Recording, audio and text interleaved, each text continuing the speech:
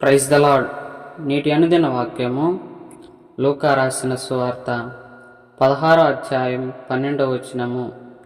మీరు పరుల సొమ్ము విషయంలో నమ్మకముగా ఉండని ఎడల మీ సొంతమైనది మీకు ఎవడిచ్చును? ప్రియ దేవుని బిడ్డలారా, దేవుని వాక్యం అంటుంది, మీరు పరుల సొమ్ము విషయంలో నమ్మకముగా ఉండాలి అని. లేని ఎడల మీ సొమ్ము లేక సొంతమైన విషయాలలో కూడా అలాగే జరుగుతుంది.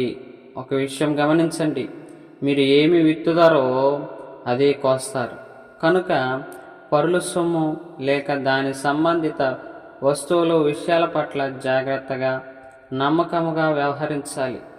అలాగూ ఉంటే దేవుని వాక్యం మరలా స్పష్టం చేస్తూ ఉంది, నమ్మకమైన వానికి దీవెనలు మెండుగా కలుగును.